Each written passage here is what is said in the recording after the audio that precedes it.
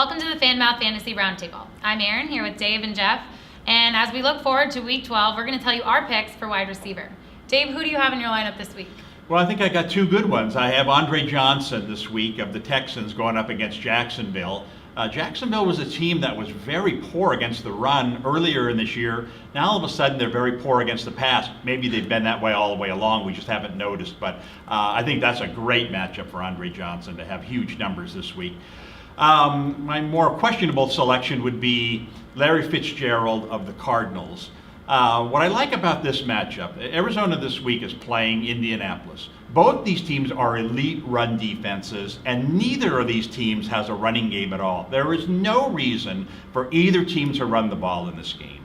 Arizona kind of adopted that principle last week when Carson Palmer all of a sudden became Drew Brees, throwing the ball 40 some odd times, for 400 and some odd yards. I think, Palmer could throw the ball 40 or more times again this week, and if so, I think Fitzgerald will probably give you at least as much as he gave you last week, 6 catches for 60 yards and a touchdown. I don't see how either of those run defenses are elite, though. They're solid, they're good, but elite to where you're going to just absolutely shut down an aspect of a game, that I don't see that. I don't knock the pick, though. The pick's pretty good. The concern there is the consistency. Fitzgerald's had good games and bad games, but maybe that's due to injury. Fitzgerald has had a lot of dealing with like hamstring injuries and just things that creep up as you start to get a little bit older. So maybe he's finally past that and he's healthy now, and he's able to start putting some production together. He's coming off of a good week. The Cardinals in general, their pass offense is coming off of a great week, so it's a good time to ride him. And my point there was not only that these two defenses were very good, but the fact is that these two run offenses are terrible. Well, that's the point to make. Right. Absolutely. We all learned that lesson the hard way last week. Oh, yes, yeah. we did. Absolutely. And I think if you look closely at Fitzgerald's season, and yes, he did have an injury, the more Palmer is throwing the ball, the better Fitzgerald's stats are. Well, that's kind of a no-brainer. You would expect that to happen. But so Thanks, my Dave. point is, can you project Palmer to throw a lot of passes this week? I think you can, and if that happens, I'm confident that Fitzgerald will have decent numbers. Yeah, it's strange to think about, because going into even just last week, we thought, okay, the way to play Jacksonville, I wouldn't even say beat them because it's assumed you're going to beat them, but the way to play Jacksonville is to run on them, right? And then last week happened, and now you don't know what to do. Maybe it's just like, hey, do we want to pass on these guys or do we want to run on them? Or just pick one, So it's kind of tough to project how teams are going to attack that defense. But being that defense is so weak, even if the game plan is to run, Fitzgerald could have a great game. So I took Andre Johnson as well, okay? Great choice. Right? That's a good one. And then I also took Vincent Jackson. Vincent Jackson's going against Detroit.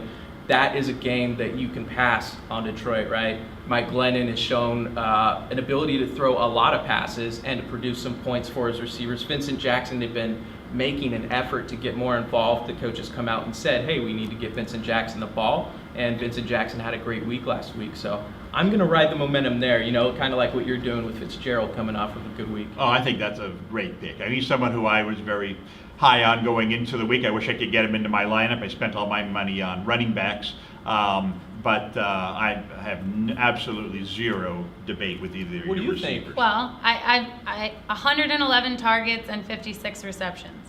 That ratio concerns me quite a bit. I don't see that kind of discrepancy with a lot of receivers. It seems. Well, I'm glad you mentioned the targets. So he's getting a ton of them. But So who cares how many targets you get if you don't catch them? But he is catching a half decent of amount. them. Yeah. Well, it's not about percentages. You don't get minus points for incompletions. So That gap, that discrepancy does concern me. I'd rather have somebody who's catching. The quarterbacks thrown to him. Well, would you be more impressed? That is a concern that I have with this pick as well. The quarterback is not an elite one. Would you be more impressed if he had 70 targets and 56 receptions? Isn't it just how many receptions you have? It's... Yeah.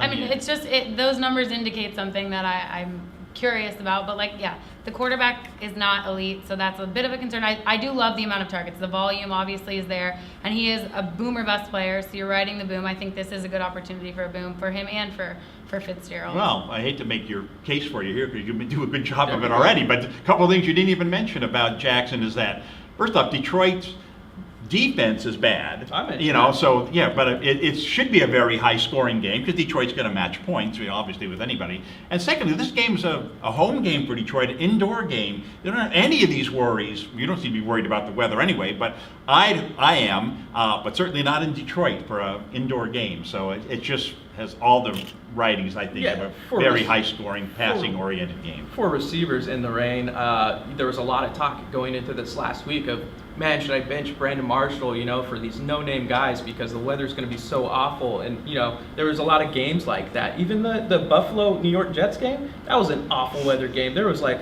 30-mile-an-hour winds in that game. And how did Buffalo do past the ball there? I think you could look at the other end of it and say, if you didn't play the receiver in the Sunday night and Monday night games, you probably did pretty well because those receivers did not reach their average for the most part.